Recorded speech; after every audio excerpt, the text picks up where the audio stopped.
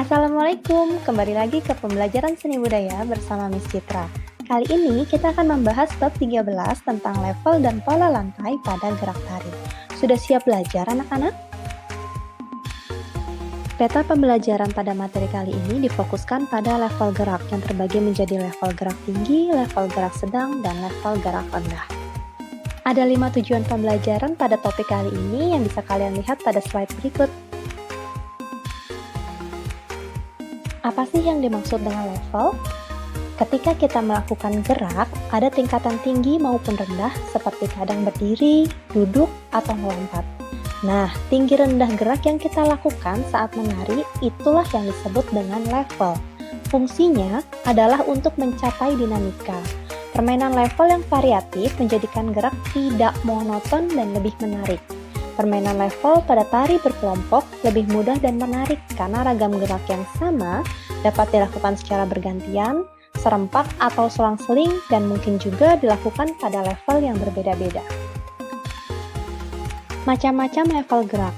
Yang pertama adalah gerak level tinggi. Dilakukan sebatas kemampuan penari melakukan gerak secara vertikal, dan pada level tinggi dapat menggunakan media atau alat bantu seperti susunan panggung kecil atau trap, atau alat bantu tali yang berfungsi untuk memberikan kesan melayang pada gerak tari yang ditampilkan. Gerak level tinggi berfungsi untuk memfokuskan peran atau menunjukkan tokoh dalam penampilan tari, seperti pada tari kecak dari Bali, di mana penari yang berperan sebagai Sinta dan Rahwana berdiri di antara penari yang duduk membentuk lingkaran, sehingga kedua tokoh tersebut terlihat jelas oleh penonton. Level gerak yang kedua adalah gerak level sedang yang dilakukan sejajar dengan tubuh dan dapat ditunjukkan dengan posisi penari berdiri secara lurus di atas pentas.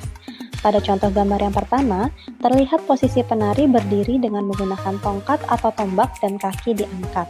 Gerak yang dilakukan ini memiliki kesan maskulinitas karena gerak seperti ini sering dilakukan oleh penari pria.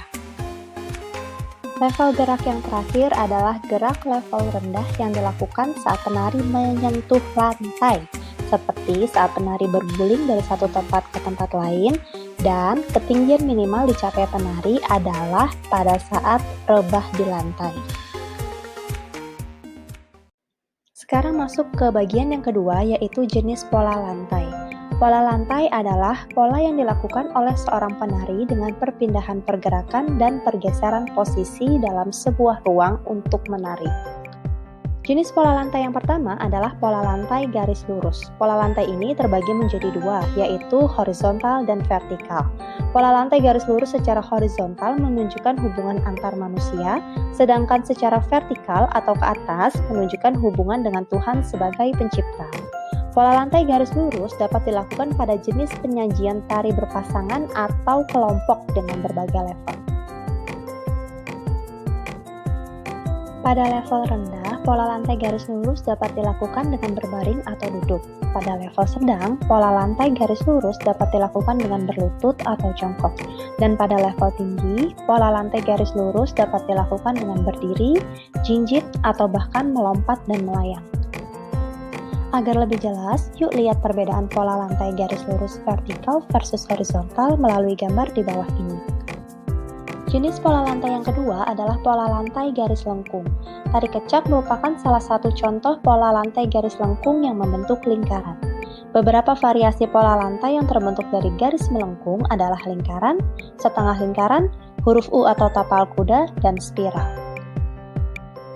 Berikut adalah beberapa contoh pola lantai yang perlu kalian ketahui, dimulai dari vertikal, diagonal, horizontal, setengah lingkaran, diagonal, dan tapal kuda atau U.